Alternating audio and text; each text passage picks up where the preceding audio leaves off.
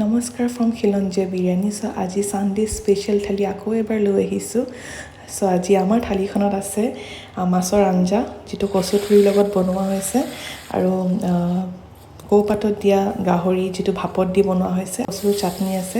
গোটেইখিনি ইয়াত দেখুওৱা হৈছে। যিহেতু বহুত গৰম পৰিছে, চ' যেতিয়া ভাবিলে যে কচুৰ ঠাৰিৰ লগত মাছৰ এখন আঞ্জা বনাওঁ, তো তাতে আমাৰ এই গোটেইখিনি আয়োজন কৰা হৈছে। তাতে গোটেইখিনি আমি লিখি দিছোঁ ভিডিঅ'টোত, কিমান কি বস্তু লৈছোঁ, কিমান পৰিমাণৰ লৈছোঁ। যিহেতু গৰমৰ দিন, এতিয়া খাই ভাল লাগে কচুৰ যিকোনো এখন আঞ্জা, হয়নে? আৰু লগতে আমি লোৱা হৈছে কচুৰ চাটনি বনাওঁ বুলি সি ভাবিলে।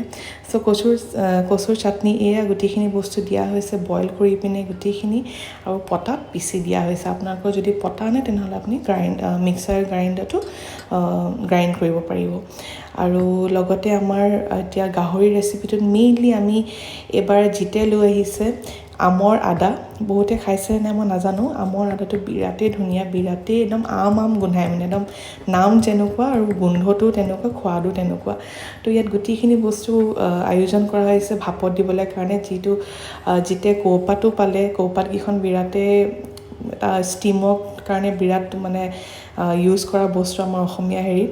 চ' এই কৌপাতখনত গোটেইখিনি বস্তু ৰেপ কৰি দিয়া হৈছে আৰু ভাপত দিছে এঘণ্টাৰ কাৰণে।